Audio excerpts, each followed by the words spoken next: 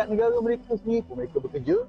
Pergi negara orang pun mereka bekerja. Saya harap satu hari nanti dekat Malaysia ni, kita nak anak-anak tempatan kita lah yang isi ke semua dekat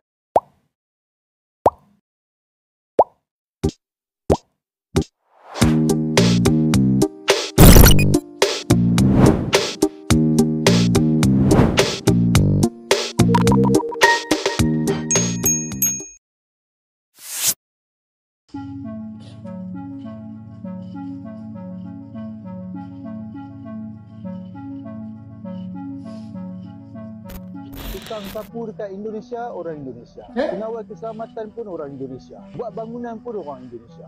Saya suka juga konten dia ini. Jadi hari ini kita buat reaction video seperti biasa. Orang Malaysia terkejut tengok Jakarta tiada warga asing. Oh, mungkin bukan maksudnya tiada warga asing yang jalan-jalan turis, bukan. Dia tiada pekerja orang asing dia nampak situ. Sebelum kita teruskan video ini, terima kasih dulu banyak-banyak kepada kamu semua yang like, share. Ada kalau orang share? Kamu tidak tolong dia share. Tolong share video ini. Nah ya, untuk tidak membuang masa, seperti secara pesan tadi juga. Kita play video ini. Orang Malaysia dibuat terkejut saat berkunjung ke Jakarta. Mereka heran karena hampir tak terlihat warga asing bekerja di Jakarta, apalagi di sektor kasar seperti penyapu jalan atau tukang bangunan. Semua dikerjakan oleh warga lokal Indonesia sendiri. Berbeda dengan di Malaysia, di mana banyak pekerjaan kasar diisi oleh pendatang asing seperti dari Bangladesh, Nepal, atau negara lain. Pemandangan ini membuat warga Malaysia kagum sekaligus tercengang, karena Indonesia tampak lebih mandiri dalam mengelola tenaga kerja. Bahkan pekerjaan rendah pun tetap dijalani oleh rakyatnya sendiri, menunjukkan nasionalisme dan sistem ketenaga kerjaan yang lebih kuat. Itu bagus kan, sebab sebelum kita cari pekerjaan di luar negara itu, kita try dulu cari kerja dalam. Ya terus. Puluhan 3 juta orang daripada keseluruhan 32 juta penduduk di Malaysia. Dan pasti lebih ramai lagi yang tidak berdaftar, yang bergelar pendatang tanpa izin. Data ini tidak termasuk dengan sejumlah pelarian yang masuk ke Malaysia dan bekerja di sini. Indonesia, Myanmar, Bangladesh, India maupun China adalah antara negara yang paling banyak dikesan masuk ke Malaysia. Kebanyakan dari mereka masuk ke Malaysia adalah kerana untuk bekerja di sini. Jadi, kenapa Malaysia menjadi antara negara pilihan yang sangat popular untuk warga asing ini? Teruskan menonton. Bagi pekerja daripada Indonesia, mereka dilihat lebih menguasai di dalam sektor pembinaan di seluruh negara. Mungkin dahulu kita hanya melihat mereka ini hanya di kawasan pembinaan besar seperti kondominium dan bangunan mewah. Namun kini mereka sudah dapat menguasai perniagaan seperti kontraktor pengubah suaian rumah, restoran dan kedai runcit. Bagi warga negara India dan Bangladesh, kebanyakan mereka lebih banyak dilihat di sektor pembersihan dan makanan. Manakala rakyat Cina, kebanyakannya yang datang menyalahgunakan pasport lawatan untuk bekerja dalam sektor tidak bermoral dan perjudian. Selain itu, dalam beberapa tahun ini, di sekitar Lembah Kelang, kita akan dapat lihat ramai warga daripada negara Arab dan Afrika mula memenuhi sesuatu kawasan. Dengan semua jumlah warga asing ini, ia telah hampir mencecah 10% daripada keseluruhan penduduk di Malaysia. Kami pasti ramai yang tidak begitu selesa dengan keadaan yang sedang berlaku sekarang. Betul. Siapapun tidak boleh. Sudah pasti bagi pekerja yang datang ke Malaysia untuk bekerja melihat gaji yang ditawarkan di sini melebihi dengan apa yang ditawarkan oleh negara mereka. Mana juga dia mau kalau sama saja gaji dia daripada negara asal, mesti lebih dia mau kan? Memang begitu bosku. Dan perladangan, ramai pekerja asing telah dibawa masuk. Ini kerana nilai RM1000 yang diberikan kepada warga asing tidak sama seperti RM1000 yang rakyat tempatan dapat. Komitmen orang tempatan lebih tinggi berbanding pekerja asing yang kebanyakannya berada di dalam rumah kongsi. Ramai warga asing yang berkumpul di kawasan ini sehingga kan apabila saya menjejakkan kaki terasa seolah-olah saya ni pula seorang warga asing, dan keadaan itu telah pun berjaya dikawal selepas pihak polis berjaya menyuraikan mereka. Tidak keterlaluan untuk saya katakan perimeter kawasan ini telah pun ditakluki oleh warga asing yang mempraktikkan cara hidup dan budaya dari negara asal mereka. Malah ada juga yang membuka perniagaan mereka sendiri di kawasan ini. Begitupun semua itu tidak bermakna mereka boleh bertindak sesuka hati. Tukang sapu dekat Indonesia, orang Indonesia. Pengawal keselamatan pun orang Indonesia. Buat bangunan pun orang Indonesia. Korek longkang apa semua pun orang Indonesia. Seronok saya tengok. Tak ada orang asing. Bukan nak kata resis. Apa kat Malaysia keterlaluan sangat. Dan mereka ni, dia cakap bahasa Indonesia lah. Jadi saya kalau datang kat sini pun tak tahu jalan ke apa, saya tanya dalam bahasa Melayu. Mereka boleh faham. Mereka tunjuk kita. Tak ada masalah dekat Malaysia. Kalau kita tanya pengawal keselamatan ke apa yang orang Bangladesh, Nepal tu semua, bukan mereka faham.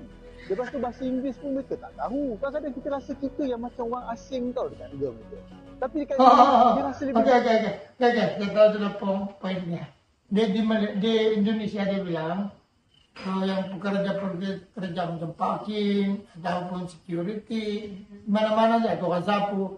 Malah kau bawa bercakap kan, dia kan cakap Indonesia. Jadi kalau cakap bawa bahasa Melayu pun dia orang faham. Nanti orang jawab. Tapi di Malaysia pula lain, konon lah. Jadi kalau pekerja macam cuci kereta, ya, itu saya nampak di TikTok. Macam cuci kereta kan, Bangladesh. Kau bawa bercakap. Memangnya dia nampak little itu saja ada tahu.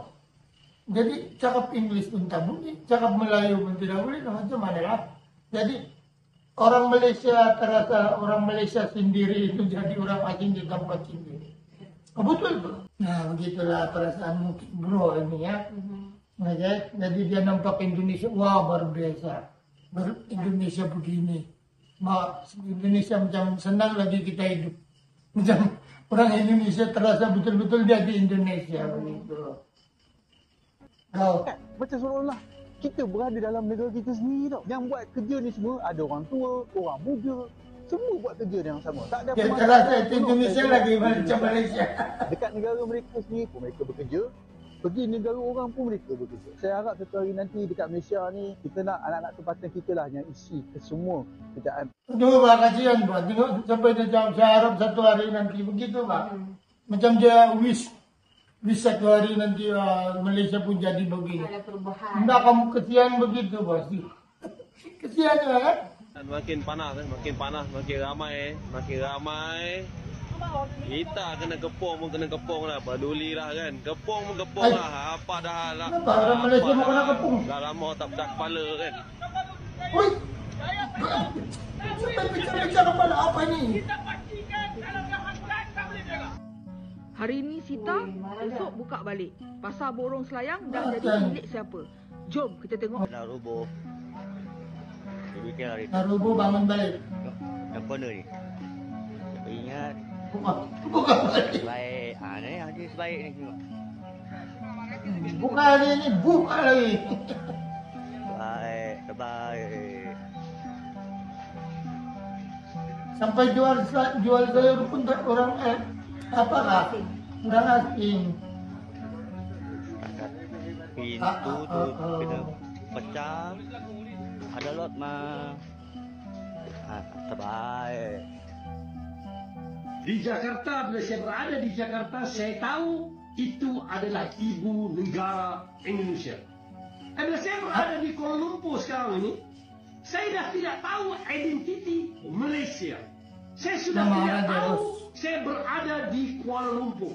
Seakan-akan saya berada di Dhaka. Saya berada di Jeddah.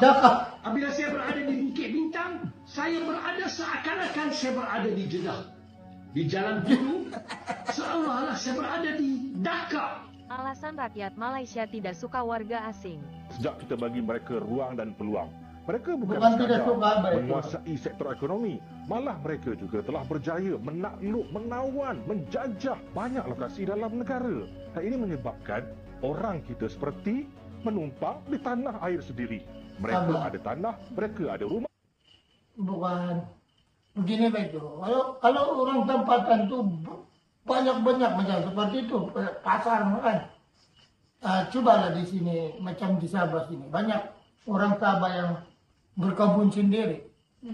Dijual sendiri. Makanya dia jual di mana? Di pasar kan.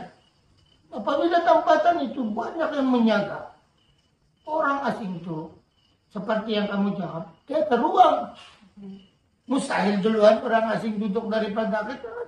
Jadi kalau ada, mungkin orang KL, orang Malaysia itu, mungkin kamu tidak suka menjaga begitu di pasar. Kalau kamu tidak suka menjaga, makanya orang lain tutup tempat tuh. Ya. Kalau orang lari, mana kamu mau beli sayur? Betul. Mana kamu mau beli ikan? Betul. Ya, jadi tapi kalau mungkin, mustahil, saya tidak percaya. Mungkin kalau kamu banyak usaha, kamu tidak kerja di pejabat, kamu tidak kerja di mana, kamu menjual sana. Ya, tidak tahu orang asing duduk sana. Bukan saya menyebelahi orang asing, tapi saya nampak begitu. Macam kami di Manila begitu. Orang sendiri menjual, tidak orang luar. Nah, tapi apabila ada kosong, orang luar itu minta tolong, saya mau menjual juga di sini. Kami permit, ada permit jual. Jadi orang tempatan kasih sewa sama orang asing ini menjual. Bila kau marah, dia marah. Kenapa kau menjual sini? Saya menyewa. Nah, itu yang dia mau jawab kita. Saya menyewa di sini. Dia menjaga di sini. Nah, bagaimana itu? Apa pendapat Anda? Tapi kita berputih mata. Pengalaman saya dalam unit khas berita harian membongkar pelbagai isu-isu melibatkan warga asing. Saya dapat lihat memang jelas, memang clear, memang diorang ni telah berjaya menakluki, menawan, memiliki banyak lokasi dalam Malaysia. Mereka menjadi raja di banyak tempat. Hilang fokus ya bos, dia masuk. Bulan saya kerja 4.200 ini tengok. Kerja? Bos sekarang sudah kasih ini uang 4.200. Ini nanti petang sudah kampung kirim. Saya ada berapa? 200. Sudah kampung kirim. Semua kirim kampung. Saya baju tada beli, seluar tada beli, semua kampung-kampung kirim ini uang. Tengok. Setahun sudah ku menunggu dirimu, akhirnya jalan-jalan lilingku. Aduh. Suktana ya kan? ku malupa. Ketika batang peti Malaysia lagi kan? Ku cintai selalu. Yang menjual sama yang beli sama aja. Tapi saya Anda percaya tak, tanpa orang asing, ekonomi Malaysia akan merosot, terutama sektor perubatan. Tapi janganlah sampai banjir. Tak heran jika banyak yang mulai memandang Indonesia sebagai negara yang lebih berdikari dan menjaga kehormatan tenaga kerjanya. Betul. Oke, habis. So itu dia guys, jadi kita nampak juga minta maaf, minta ampun kepada orang-orang Malaysia ya. Iya. Sebab keadaan kamu sana lain pula. Ini macam melebihi. Sebab di Sabah sini memang tetap Sabah. Orang-orang dia masih lagi orang-orang Sabah. Pasar masih di orang Sabah. Biarpun bercampur, sebab ada orang Sabah kawin Indonesia, kawin Filipino, jadi bercampur orang di sini. Jadi kalau kau pergi pasar, tetap juga kau dengar bahasa Sabah. Iya. Tiada, jarang juga. Mungkin kalau orang bercampur sama, atau kita dengar. Tapi kalau di sini Sabah, macam mana pun Cina kah, Indonesia kah, Filipino kah, tidak. Cakap Sabah juga. Yes. Nah, itu bangga juga lah dengan Sabah ya. Sabah mantap. Ya kita biar macam mana banjir, macam mana banyak juga yang kerja di Sabah dari luar. Tapi tetap orang Sabah bekerja ya. Rajin. Betul. Kalau orang dari Indonesia, dari Filipina itu beli kerja di pembinaan ataupun kontrak-kontrak, ya. Orang Sabah pun boleh. Iya. Nah begitu. Sebab kenapa saya cakap begitu? Saya sudah 30 lebih tahun di sini. Sebelum jadi bandar, masih hutan lagi tempat ini saya sudah sini. Jadi saya nampak perkembangan dia dari dulu sampai sekarang. Betul-betul saya nampak. Kedai runcit kan, dia orang India, dia orang Pakistan lah. Mula-mula kan. Pas dia tidak tahu cara Melayu, dia cakap English. Terus kami kita bawa dia ya, kami bercakap sahabat ya sama dia. Terus makin lama dia cakap sahabat. Tengok 1-2 bulan pandai sudah. Dia pandai dah cakap sahabat. So itu adalah perkusian kita hari ini. Jangan kamu marah ya, minta maaf, minta ampun. So kita jumpa lagi. Tidak, video. Bye.